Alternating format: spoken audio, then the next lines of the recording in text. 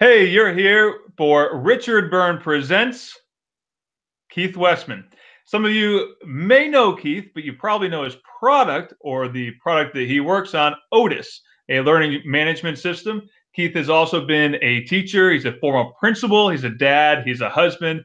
And he's one of the tallest guys in the ed tech market as well. Keith, how you doing? Good, Richard. It's great to be here, and I'm loving this new offering that you're providing to people who are into the ed tech scene.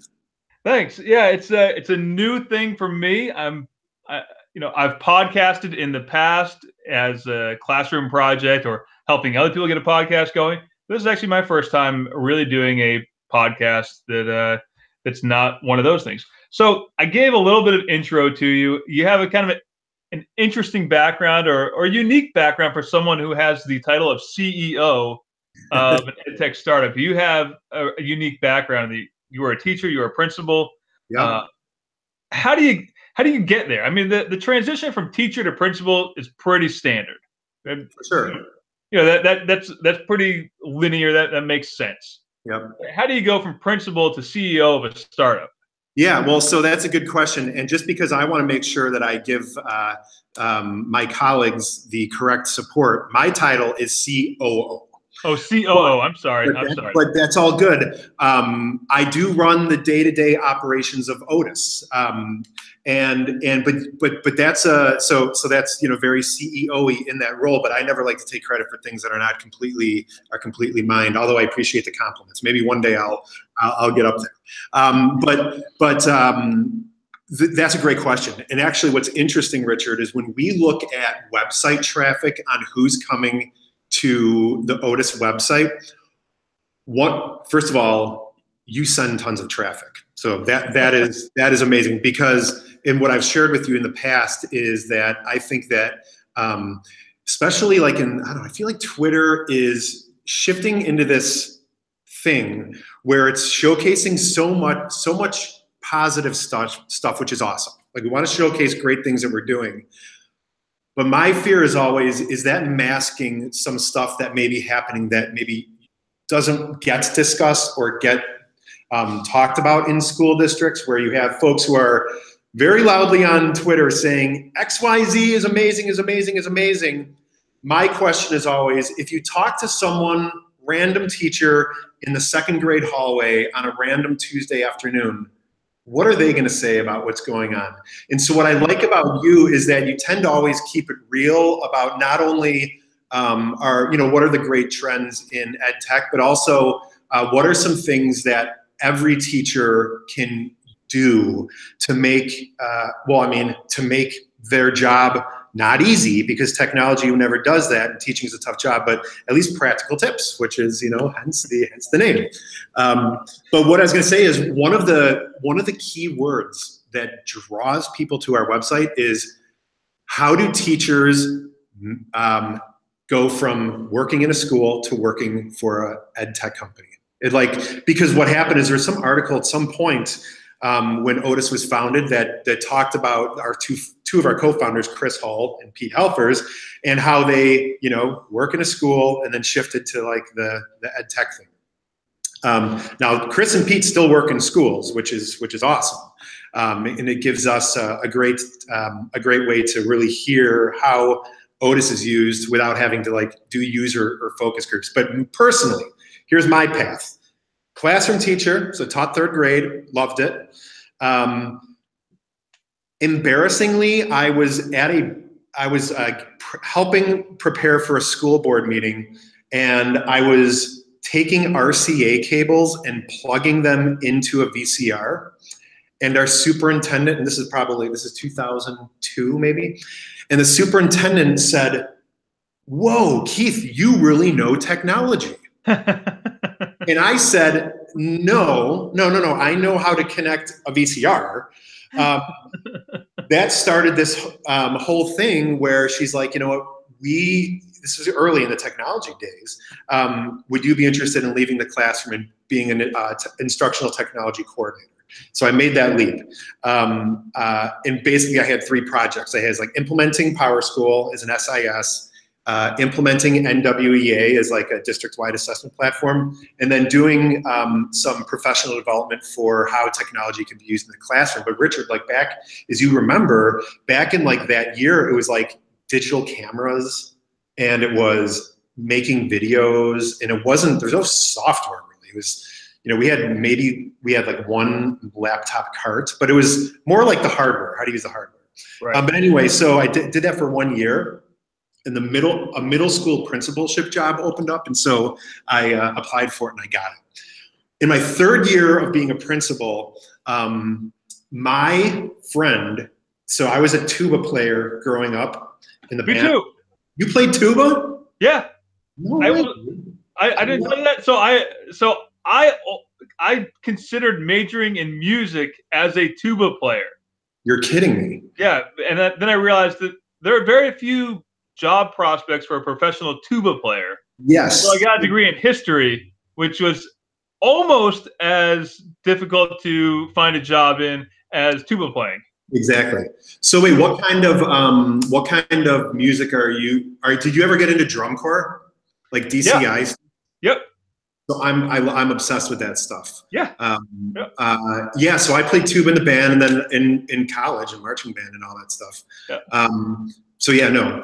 But you know, so think about your experience as a tuba player. At some point, the tuba player is going to sit next to the bass drummer, usually. You know, the big bass drummer. So anyway, that guy, we became lifelong friends. When I was teaching, he was the guy that invented AppleTrack, which is that online application system that's used like everywhere in the country. Well, he had been doing that. I started, you know, I was in a rock band for a long time after I dropped the tuba. He was the drummer, and then, you know, interestingly, a bunch of other educators just happened to be in that band. He invented AppleTrack, and at one point he's like, hey, you're doing the education thing. I have this system that I'm selling to schools, and he was probably in like 500 or 600 school districts just by himself, like in Evanston. And he's like, let's join forces, because you can speak the language of how this is helping solve the hiring process. And then I have this product. And so I went to work over there. That company was called Aspect Solutions. We ultimately grew that to serve like 3,400 school districts across the country. So my leap into ed tech was literally because my friend had carved out this path in 1998 and then grew it. And then in 2008, 10 years later, he's like, hey, let's come together. So that got me out of schools into ed tech. And then in 2014, we were the first company that Frontline Education acquired. And then I stayed there for about a year and then came over to Otus. So, you know, my path to like getting from teaching 3rd grade, which to this day is my favorite job ever, to being the COO of Otus was just dumb luck, you know? Like I happened to play tuba, and the bass drummer happened to sit next to me, and we became friends, and then life happened, you know? Yeah. So it's a weird path, but you know, such is life. When opportunities present themselves, you go for it. Right. Well, you know, that's similar to, so 2 quick things here. First of all, for anyone who's ever seen me in person and seen Keith in person, you get a sense of our size differences. Now roll that back to high school. Yeah. I was 5'1" and 90 pounds in marching band playing the tuba. Yeah, that's I can picture it. So freshman year, I was 5'1", 90 pounds. I wrestled. They didn't have a weight class for me. It was considered an exhibition weight class at the high school level if you were under 100 pounds. That's hilarious. So you started playing tuba in 5th grade? I started playing tuba in the 7th grade is when I started playing tuba. I started playing violin in 1st grade. I started playing the trumpet in 2nd grade, and always played an instrument all the way through high school and a little bit in college as well. But yeah, but 9th grade marching band, I was 5'1", 90 pounds. That's hilarious. So when was the last time you've picked up a tuba? Oh gosh, my brother-in-law still has one. It's probably been 7 or 8 years since I've played. That's like, But so I've been out of working in schools for, it will be 10 years. I left in 2000. It's going to be 10 years in a couple of months. But I would always, like, when I could, run down to the band room during rehearsals and jump in on the tuba and play along. yeah. And I was surprised how, like, you play every day in high school, you play a lot in college, but then there's a chunk of time where I didn't play. When you go back to play, like, it's easy to do the scale and all that stuff. But I remember, like, how swollen my mouth felt after. Big mouthpiece. Yep. And so what the tuba thing is interesting because there's quite a few people in the ed tech realm, world, community, if you will, that played tuba or played some other brass instrument, but particularly tuba. So Steven Anderson, Okay. Web 2.0 Classroom, Yeah. tuba player. Crazy. Kyle Pace, who does a lot of ed tech development stuff in the Midwest, Kansas area, tuba player. Jeff Bradbury, the Teacher Cast Network tuba player. And of course, do you know, have you ever come, he has an amazing name, Phil Morris. Have you ever met that guy? He's the, no. He's the director of technology for a regional office of education out in the suburbs of Chicago in Geneva. He's a tuba player as well. And we've known each other for 100 years. And then it wasn't until maybe last year that we both realized that we were both in the tuba line at Northern Illinois University at the same time. And we're like, what?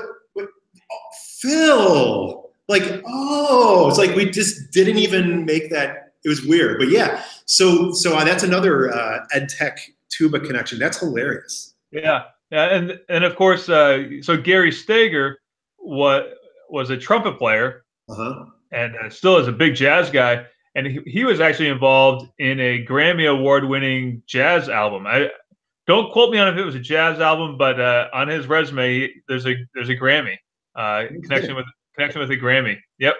In Chicago, they have every year they have something called Tuba Christmas. Where have you heard about that? Yes. Yeah. So they like flood the Hilton down on Michigan Avenue with just hundreds of tuba players, and they'll let baritones in to take some of the high notes. That'd be hilarious at ISTE if we have a tuba quartet. That would be great. That would be so funny. Yeah, a little tough flying with the tuba. It doesn't fit under the baggage allowance anymore. We'll find a school around here that has them. They'll let them use it. That would be funny. That would be the funniest thing in the world. Why do you think that is? What do you think the connection is between band and educational technology? People who are in band and educational technology. Well, I think part of it is that we're not necessarily the cool kids. But I think there's a lot of tinkering, right? There's a lot of tinkering that goes along with ed tech and learning just education technology in general. And there's a lot of tinkering that goes on with learning to play music well, right? Particularly when you get into jazz, there's a lot of tinkering that goes along with, and I think that's a big part of it. I think that part of it is too that the band and marching band or any kind of band teaches you for public performance. Yeah. Oh, yeah. I totally agree. Makes you very comfortable, or people who get good at it to some degree get comfortable in front of large crowds. I know for myself, I'm always more comfortable speaking to 500 people than I am to 5 people. Totally agree. I think that like when like schools talk about differentiated instruction or personalized learning, which that term is, I'm just confused by what that means exactly right now. I don't think it has anything to do with technology though. But when you talk to like, I don't know, like band directors or orchestra directors or choral conductors are like the kings and queens of differentiated instruction and personalized learning. Every student getting exactly what they need in order to be their best. And like measuring growth over time. So I don't know, my older brother, he's an amazing music educator. He teaches down in this Avon Public Schools in Indiana, but his like orchestras have performed at like Carnegie Hall, and really, really good. He's always a big drum corps guy, and there's a drum corps called the Blue Coats, and he's like their program coordinator.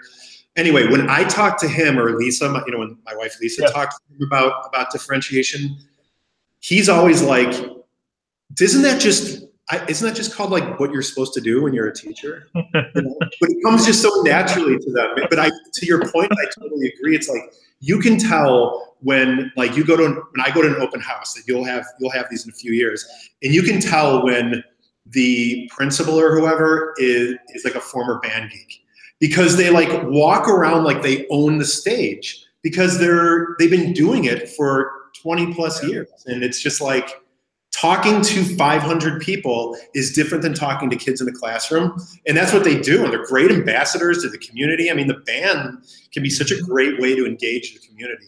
I love it. I'm partial to band geeks. I love them. Yeah, me too. And to go along with that differentiation piece, it's not only the differentiation for each kid, but then how do you get that differentiation to the point where everyone works together at the end? Yep. Right. That's a really important piece. Whenever someone starts talking about workplaces of the future, that sort of thing, that's one of the things to think about, is not only the technology side of things, but the fact that you've got to learn to work with other people who have different skill sets, who have different motivations for being there. I mean, some kids are in band because they have an opening in their schedule, and some kids are in band because they want to be there. Right. But at the end of the day, they've all got to be out on stage, and you've got to make it. You're working together, you're rowing in the same direction, working towards a common goal. There's like one of my favorite sayings when it comes to like HR, whether it's at a company or when I was working in a school, is that people are hired for what they know, fired for what they do. And if you think about that within context of like what is the workforce need? It needs people who are going to do the things that are going to make an organization successful. So that's like playing well with others, having providing feedback, taking feedback, rowing in the same direction, getting a group of people to agree to here's where we're going. And those are all things that, I don't know, I mean, you learn in band, or you learn when you're on a team or whatever. But all I know is it's a huge skill, and it's not something that, that is not, schools like segment out like math, computer science, reading. Come on. These lifelong skills that you need to be successful have nothing to do with content. They have to do with exactly what you're saying. It's like collaborating, working towards a common goal, being able to agree to disagree, all those ways. So you just hit on something that I wanted to ask you about. So I'm going to ask you about it right now, about human resources, right? So you have teachers who work for you at Otus, or former teachers who work for you at Otus, and you were a principal, so you did a lot of hiring, obviously. Right. My mother, who's here watching my kids while I do this right now. My mom does the same thing. She's at our house right now. So my mom's in the house. I'm out in the barn for folks who can't, or who are just listening and not watching. My mom's in the house with the kids. I'm in the barn, but my mom's retired, and she was a teacher as a second career after the kids grew up. She went back and worked, and now she's retired again. And one of my younger brothers is interviewing for teaching jobs right now. He's been teaching for 6 or 7 years, but he's just looking for a different thing. I won't say where he's doing this so that his current employer doesn't get upset. But he's looking for other jobs, and one of the jobs asked him to come in and do a sample lesson for the day. Right? Which is kind of a standard practice, at least around here. It's kind of a standard practice. Did you do that? We did not do that. But do you want to know why? Yeah, I do. I do want to know why, because I have my own opinion about it. But I'd like to hear your question. I can tell you why we didn't do that. Do you want to finish your question, or? Yeah. So my mom was asking me about this, and so why do they make people do that? Because she never had to do it. My brother never had to do it before. But one of the schools that I worked in before did do it. And I never saw a whole lot of value in it in most cases because uh, kids act, especially at the middle school and high school level, act very differently when a stranger walks in the room Mm-hmm. than they did the rest of the year. Right. How they react to that stranger on May 2nd Mm-hmm. for a random 1 hour lesson Mm-hmm. is probably not all that indicative of how they're going to react to that with that Yep. teacher in our, after 180 days of the school year. And my mother and I were talking about this, and I said, I can see some cases where it's more valuable, particularly in special education or alternative education, where there's, a lot to be said for just the nuance of interacting with so many Right. variables at once, Right. that are out of the realm. Not to say that there aren't those in any classroom, but just such a specialized Right. thing. But otherwise, I never really saw a whole lot of value in it because of that reason. Yeah. Uh, Especially if you come in and you have them come in and teach a lesson on their favorite topic. Well, if your favorite topic is World War II, but they've already done World War II and they're moving on to the Cold War, totally out of context, and kids are just gonna go, Right. Yep. So that's my theory about it. But I want to know, why you didn't do it. Yeah. Well, so my take is this: is I am overly paranoid about not taking advantage of every moment that a teacher has with a student in the class.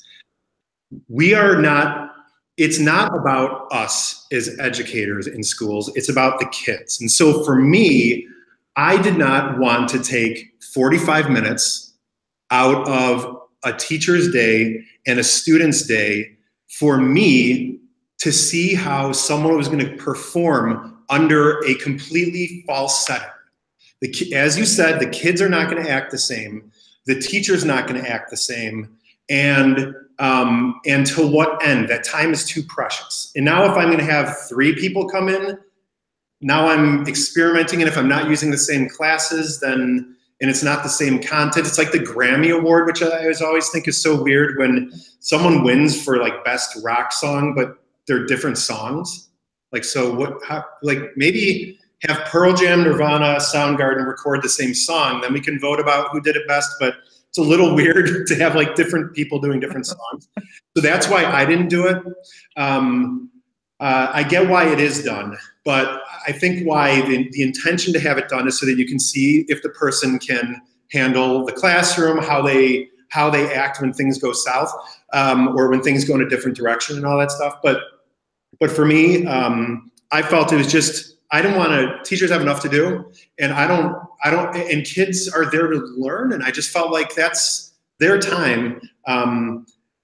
And I guess maybe more importantly, there's questions to ask people to see if you can solicit responses out of them that are reasonable. So for example, it's like, I would ask the question, can you give me a time? And like one of the things I'd always encourage during interviews is for the people like take notes and not answer right away. Like I really want to hear your answer. So for example, even before an interview, like, so here are the things I want to talk about. Like come prepared to talk about this. It's not a gotcha thing. But saying something like, can you remember a time where you did a lesson and then something happened something happened. The internet went out. A kid started crying. Whatever you, especially in the era of software, you couldn't log on. Describe that time and then what you do. And so I would listen for, did they keep going down that path even though something didn't work? Maybe it's something like, well, I was doing a lesson, I could see that the kids were not engaged, and so I pivoted. Like these are things that maybe I would want them to be able to tell me. But one of the things that I think is a good idea, if the parent or if the teacher's comfortable, is set up a camera in the back of the room and send me a video of you doing a lesson. Because now it's, if you're student teaching, you have access to the kids. If I really want to see how they're teaching, that might be a more accurate setting. So not knocking school districts who do that, because to each their own, but my personal belief was that it wasn't going to be the truest indicator. But there could be value that maybe just, I always like to be able to be convinced of anything differently than how I am right now. But back in the day when we were hiring for schools, we didn't. But I'll tell you what we do here at Otus is for developers, we literally do. The development team sits in a room and they watch people like hand code different scenarios. Because you start seeing the thought process and you can ask questions. So we require performance tasks here. And so I say, but never did it as a principal, but I'd be open to hearing the value of it. Maybe things have changed in 10 years, which I'm assuming they have.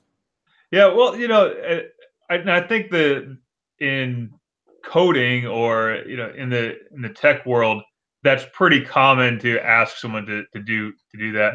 I know Skype even has there's a separate Skype for work, a Skype for interviews plug-in where you can do that remotely to watch someone program in real time. An interesting speaking of interviews, one of the interesting questions I heard from Aaron Sherman, who is the founder of Storyboard That. He and I were talking last summer about something. I don't even know how we got on this topic. We were talking about hiring in interviews. Actually, how we got there. So One of the questions he asked people is a question he used when he worked for a Fortune 500 company as was a project manager hiring there. So he would ask people, those little sample shampoo bottles that you get at hotels and you can buy at the dollar store and those things. Yeah. How many of those were produced last year? That's the interview question? That's one of the questions, yeah. Yeah. And the reason, and he doesn't really care what the answer is. Yeah. He does know the answer. He looked it up or figured it out. But that would be my response. I'd be like, I have no idea, but I'd go Google it and figure out. Well, and that's exactly what I was looking for. Is okay. How does somebody respond to that? Do they start asking questions about, well, what size bottles, or do they just go and do it? Yeah.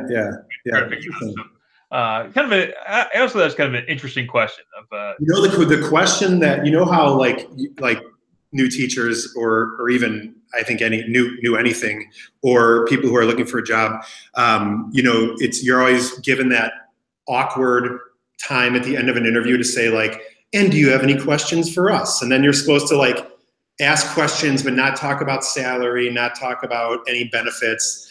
So people start saying things like, I want to make sure that I blossom in my role. Is it okay if and then insert obviously amazing thing. But one of the questions that I always thought was the best one that was asked of me that I would say anyone should ask is when they say, do you have any questions for me, is in 1 year from today, after you have hired and filled this job, how will you know that you hired the right person? And you will literally see the administrator go, whoa, like that's a good question. But it will tell you, has that administrator thought through what they're looking for in this role, or was it like, well, we just need a first grade teacher? So I think that's telling for organizations. And so I teach at DePaul University here, and I'm actually teaching an HR class right now. But it's one of the things is like, you never want applicant pools to drive who you hire. You want, you say like, oh, this person's good, this person's not good, this person's good. You want your needs to drive the thing. So it's like, before we look at resumes, who's our rock star? What are we looking for? And let's see how many people come closest to that. And that's who we're going to talk about. So I thought that was kind of a cool question is, in 1 year from today, how will you know that you hired the right person? Yeah, well, the beauty of that question is that it really puts the interviewer on the spot. It does, yeah. Right? In a way that they might not have thought about before. Now, as kind of a product of what I do now, I do a lot of reading about sales methods and conversion and that sort of thing. And one of the overriding themes, you could pick, I don't know if you can see it, any one of the books back here, which are all about sales. Every single one of them has a theme of letting the other person sell themselves on what you have. For sure, right? Basically, the idea of shut up and let that person talk. Yeah. Right? Well, and, it's from an ed tech perspective. I think one of the things that breaks my heart is when ed tech companies lose sight of the fact that their product is not going to revolutionize education. It's not going to make teaching easy. It's not going to increase the engagement of students. It is not. Now, long term,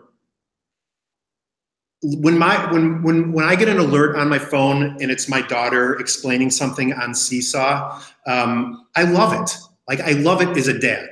That has engaged me for that moment in time. But at the end of the day, it's humans teaching humans. It's human teachers and school systems and parents all coming together and being engaged in learning. So one of the things that like, you know, and that's why I love reading what you write, because you cringe probably in the very same way I do. Teaching is not easy, and a software is not going to make it easy. There is no silver bullet. You buy this and then its performance or test scores or whatever they're evaluating is going to go up. At the end of the day, it's about instructional practices. It's loving and listening, and that's for administrators with their teachers and teachers with their students, and all getting on the same page. But that's, you know, unfortunately, I think that there's opportunities for ed tech companies to go in and make these really amazing pitches, maybe show a case study or two or whatever. But at the end of the day, it's about setting up the right conditions in a school for kids to do their best. And that may have to do with technology, and it may not. It doesn't matter. But you know, I don't know. That's kind of my sense. If you're helping people do a good job for kids, then that's a good thing. And if you are claiming that you're a silver bullet, that's a bad thing. Yeah. Well, so you and I have talked about this in the past, and I've written about this in the past as well. Of course, I've written about everything under the sun. I feel like some days.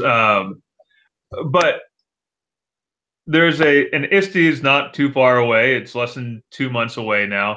Right. And I'm already starting to see the pitches from companies who are going to be at STI. Right. And next week is Teacher Appreciation Week. Right. Yep. And there are two things that are going to happen in my inbox over the next 2 weeks and all the way till STI. One of them is, we're releasing a new product for Teacher Appreciation Week. Right. Do you understand that it's May? Right. And like, we're busy. We don't have time right now to like engage in your revolutionary, game-changing, paradigm-shifting thing that you're releasing for Teacher Appreciation Week. Right. That or we're having a sale for Teacher Appreciation Week. You have a sale, or we're upgrading your account to premium for the rest of the school year or something. Yeah. So there's that. That's going to happen. And then, can I ask you a question? Yeah. I wanted to ask you, what is your take on all of this? This recent shift where companies are changing pricing models from freemium to pay, kind of midstream, because I think. And there's that, and then there's the companies that are literally straight up shutting down, like mid-year. What are your thoughts on all that stuff?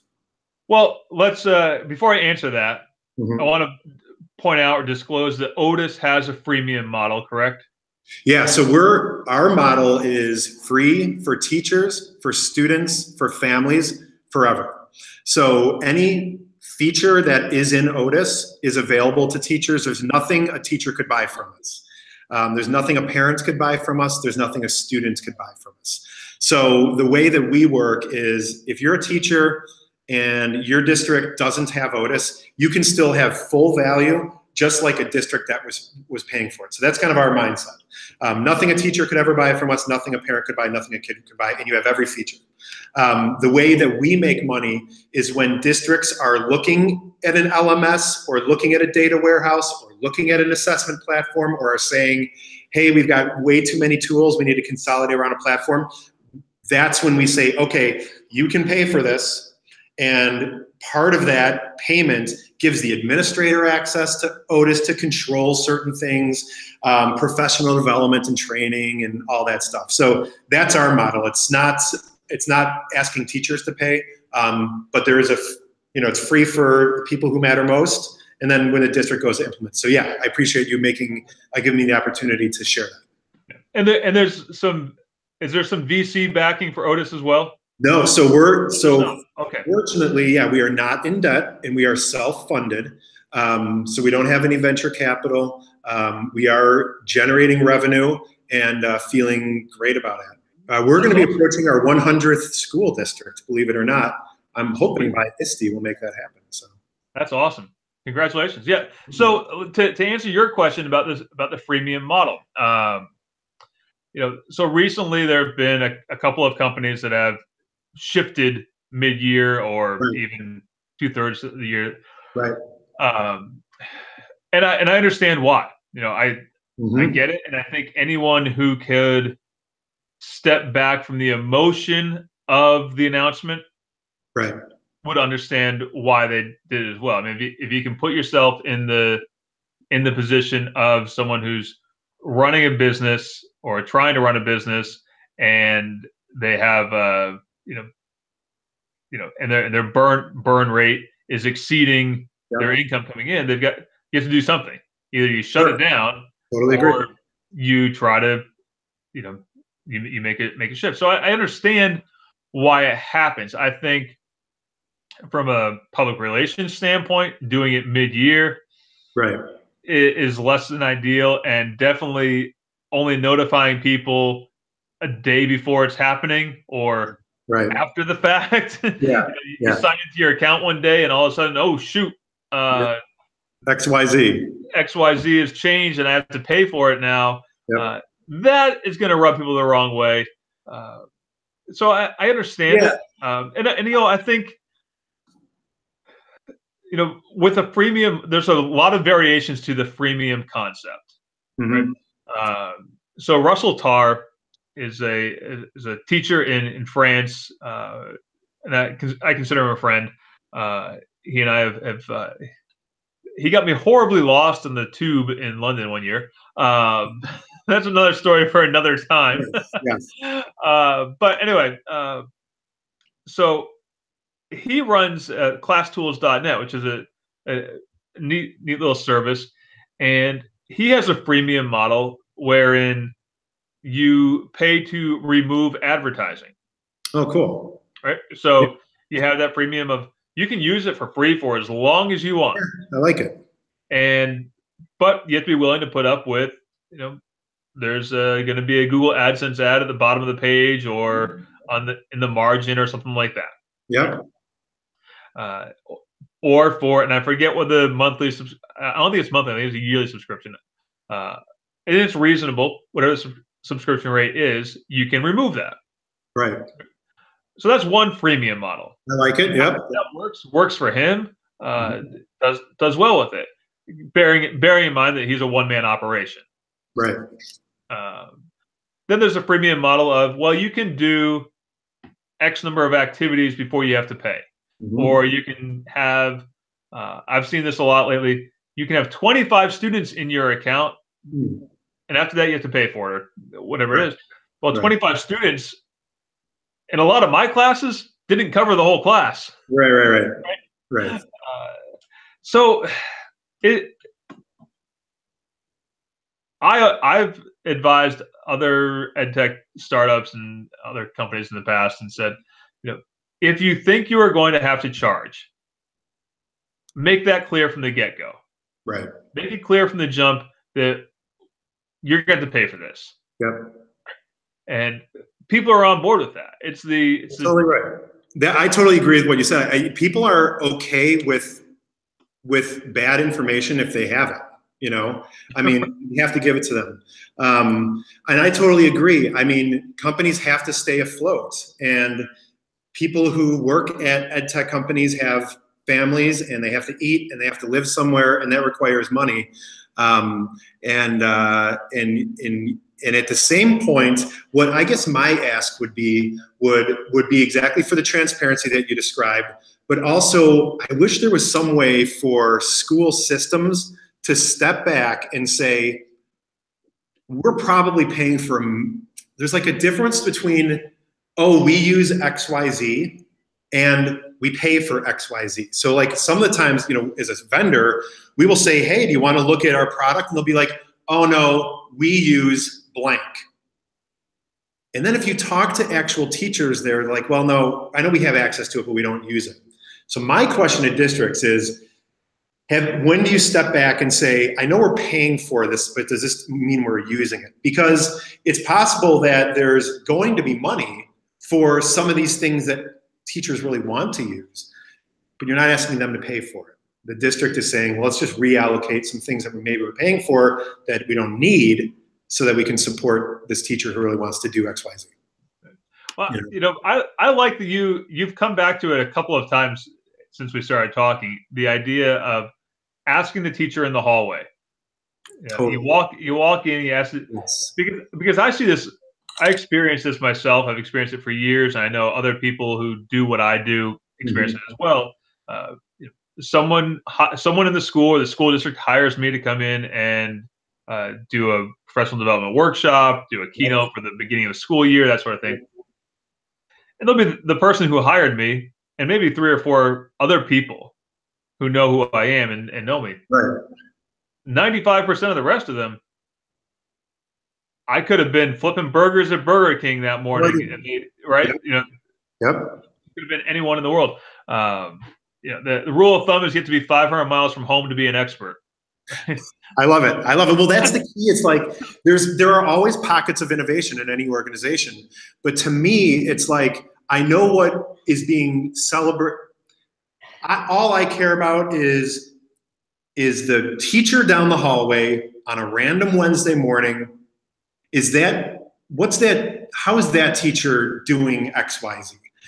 There's always going to be high flyers and speedboats and ambassadors of products and people who love it and people who talk about it on social media.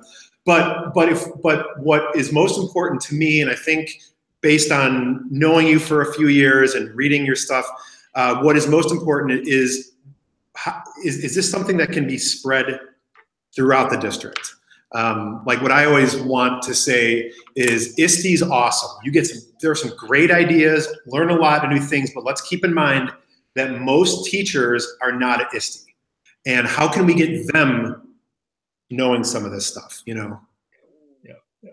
So you just used a word that's trendy in the EdTech startup world. Yeah, what word was that? Ambassadors. Yeah, the ambassadors, yep. So my thoughts on that is that it's a racket. Yeah. Because in most cases that I've seen, now there are some exceptions to this, the value for an ambassador of a company is that they get to say they're an ambassador and do free advertising and public relations for that company. Right. Mm-hmm. They don't get any actual value out of it. In every other industry, right, you pay for that, right? You pay for an endorsement. You pay for product feedback. Yep. That's one of my things about STI's announcement last week or a couple weeks ago now, that they're going to pair companies with STI members for feedback, basically to give them market research, but there's no mention of what's the teacher get out of it other than what? I don't know. I don't know. I don't know much about it, but you know, there was this big conference that was in San Diego not too long ago, and on that flight out from Chicago was the gentleman who is the new executive director of STI. Is that Richard Coletta? Yeah. Yeah. Really nice guy. I'd never met him. But he was telling me about that. And to me, I think what I was hearing him say is that in order for the ed tech industry to at least connect with the right audience, that was kind of like this matching. I didn't get into like we were walking off an airplane, so I didn't hear any of the specifics. But at the end of the day, if there's anything that can help actual teacher voices inform what companies are providing, I'm all for it. Now, back to this ambassador thing, I tend to agree with you, where it's like the same, like my dad is old school. He would not wear an Old Navy t-shirt because he's like, I'm not going to be a billboard for Old Navy unless they're paying me. I would like your dad. I have the same attitude. Yeah, he's like, why would I do that? Now, speaking as an ed tech vendor, while we don't have an ambassador program, what we've tried to rethink that and instead have it's Otus certified educators. Now, that's just a word. But what we're trying to do differently is be able to, like, this is our dream. In the summer, when teachers may not have school-related responsibilities, that's when we have an influx of training requests. So how cool would it be where we know that someone knows Otus really well, let the district hire them to come in and do their training. So basically what's in it for them is some extra money, right, based on information that they know. And what's good for us is we're able to provide this service beyond having to have these employees. So that's kind of how we're looking at that thing. But yeah, I think it's a new thing. And personal gratification and feeling like part of a team is like a very human emotion. And so I could see where ambassador programs leverage that to help. But I don't know enough about ambassador programs, but I know that is definitely a thing. Yeah, there's probably a very strong New England curmudgeon bias of mine that comes through in my thinking about this. I love it. Not probably. I know there is. I know there is. I'm a cheapskate. I'm a cheapskate. I'm frugal. We were talking about your office is in the same building as Shram. We're talking about biking. I just bought new tires for my bike after 3 years and 5,000 miles on them. So like, I sprung for the $40 for new tires. That's funny. So I definitely I could see, and I could see with the model that you're talking about, Microsoft does this, Google does this, right? Mm-hmm. There is some tangible thing at the end of the tunnel, right? Okay, you got your Otus certification, you got your Microsoft certification, whatever, mm-hmm, and now you go into the database of people who are available for training. Mm-hmm. Right? And in all three cases I just mentioned, there's enough there that you could do days of training. Right. Then there are some ambassador programs for services that really, and I know from having done it myself, mm-hmm, you can get everybody up to speed and running, and they've seen every single feature in an hour. Mm-hmm. Right? Mm-hmm. No one's going to bring you in just to do that one hour. Right. So, I don't know. That's just again. No, I mean, there was that whole article in New York Times or was it New York Times or Washington? It was New York Times, yeah. Yeah, where it was like a whole thing about how educators are able to make these personal brands that are kind of subtly promoted or funded by at the end of the day, companies who are funded by venture capitalists or things like that. And it's a new territory. I think there will be a model that after some point people realize works or doesn't work. But I think one of the nice things about Otus is most of us spent years working in schools in various capacities, and just always try to be very considerate about the fact that if someone is logging in to use what we work so hard to build every day, that's thanks enough. And let's just leave it at that. And then maybe at some point we'll try to leverage that. But right now, let's just thank them for using it. And the way we're going to thank them is by making sure that it doesn't crash, that it stays active, that we're putting new things in there, and we're hearing their feedback.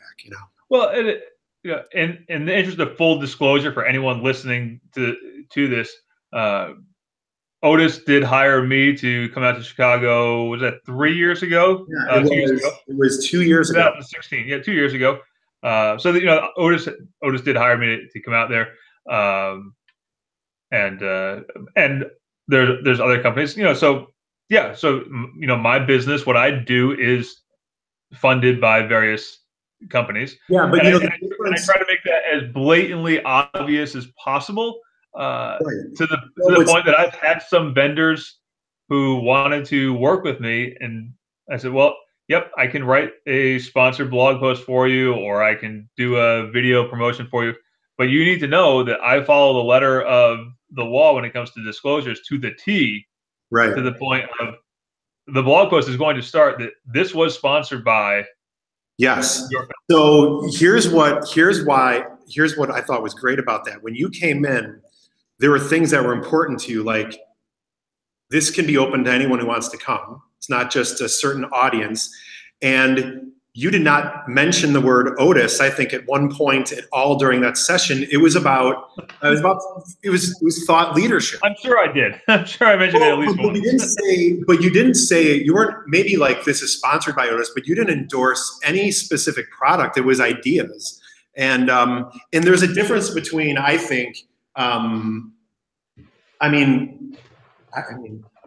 every company in the summer has their summits where all their users come in, and there's always keynotes, and those keynotes are not donating their time. And yeah, I think again, it just goes back to transparency, Yeah. Salesforce had Bill Belichick last year. Well, and then at this ASU GSV thing, have you heard of that ASU GSV? Oh yeah. Yep. They had George W. Bush there. He was there. They had Matthew McConaughey. So I mean, they're not cheap to bring in either. No, and it's all good. It's it's how people are making a living, and it's what's in their brain that people want to hear. Well, I think in both cases they're doing all right if they don't get that keynote. But they are doing the keynote. Yeah. Well, it was wasn't it Mitt Romney who got some flack when he was running for president back in 2012. Mm-hmm. He said on his income for the year really wasn't much, just some speaking engagements, and his speaking engagement fees were like $300,000. Yeah. I mean, that was the same campaign where he bet Rick Perry, or Rick Perry bet him $10,000 on stage as part of in some kind of debate. Oh yeah. And then they said, "Oh, that's maybe nothing to you, but for me, that's Yeah. What? There's I have to find it. This is unrelated to anything related to ed tech, but there is a list of like bands that you can go and hire. It's like literally play in your living room. You can hire bands from like the late '90s who had a couple hits, maybe cost like $5,000 plus expenses, or you can hire Maroon 5 for $1 million. So like, it's a service. Everyone has. Yeah.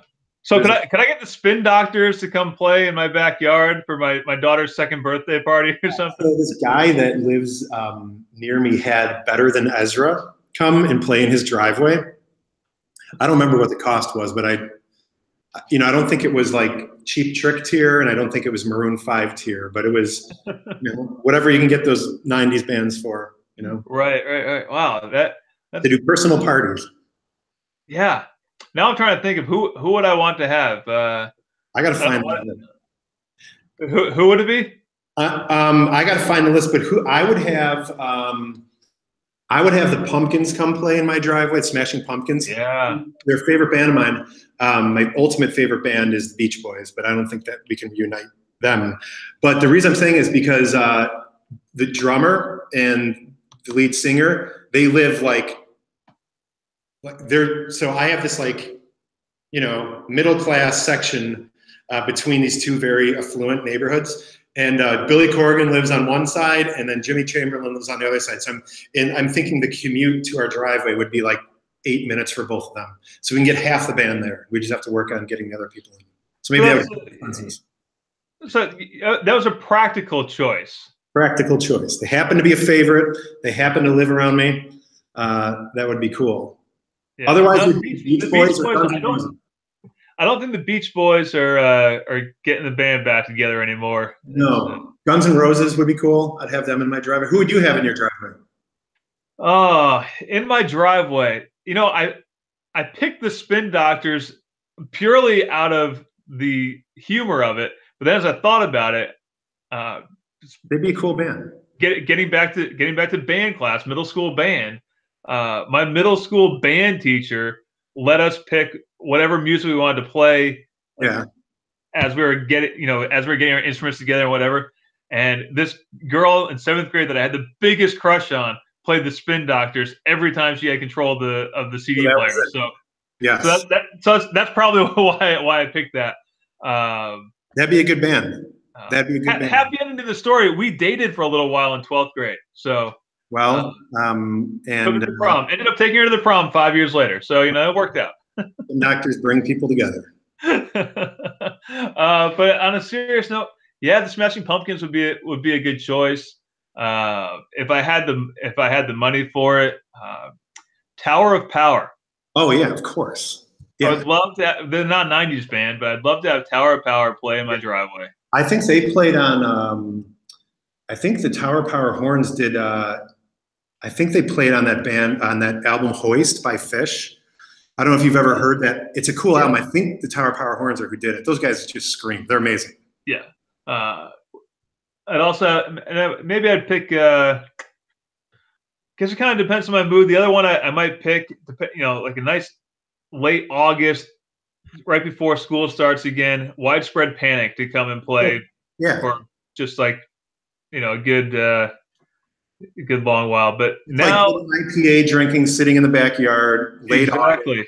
Jam band. They'll play for 8 hours, and it'd be awesome. Exactly. Yeah, they'll play. Kids can dance around in the yard and the Horde Festival. Yeah, that'd be fun.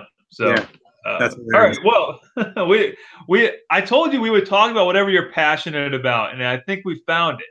I think we found Tuba, hiring the Spin Doctors. We've talked about a lot of different things. We talked about a lot of different things. So I do want to wrap this up because I want to be respectful of your time and you've taken a big chunk of time out of your day at work today. So,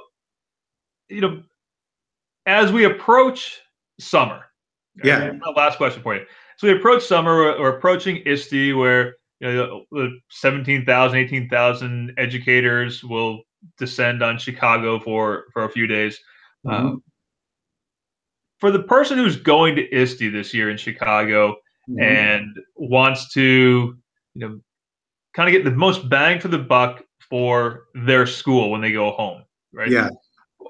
What advice would you give to that teacher or tech director or principal who's going to ISTE and they're going to have to, when they get back to their school and wherever they are in the world, share that information and and make a change in their school? What would you tell them? What I would tell them to find ahead of time, pick out the 3 initiatives that are important to you. So if they're at the classroom level, you want to increase student voice and choice. If you're a building level administrator, you want to help your teachers use data to differentiate instruction or whatever. Find 3 initiatives that are important to you, write those down, and look at ISTE through that lens. And look at anything else as a distraction from your primary reason for being there.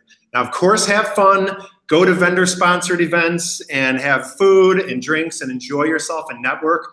But when it comes to going to sessions, when it comes to walking in that exhibit hall, which is just completely overwhelming, talk to the vendors that fit that criteria. I think you have to go in with a plan because my first ISTE was when I think I met you for the first time in Philadelphia. That was my first ISTE ever. I had never been to ISTE before as a principal, as a teacher, as an ed tech guy at a different company. And when I walked in, I kept thinking to myself, how in the world is this not completely overwhelming to everyone? And I think that every year I'm like, this is just this is over too much. So that's what I would do. What are the 3 initiatives that I want to learn more about and learn how I can bring into my job, and then stick to that. And don't get distracted by the flashy, gimmicky toy, tool, whatever it is, robot, doesn't matter. And always remember that you are a human and you are teaching humans, generally face-to-face. Find those initiatives and then go look at ISTE through that lens. That's what I'd say. Cool. Yeah, ISTE can be overwhelming. So I'm gonna piggyback with that. I said only one more question, but really only one more question. If you're not going to ISTE, you're trying to think about your summer and getting the most.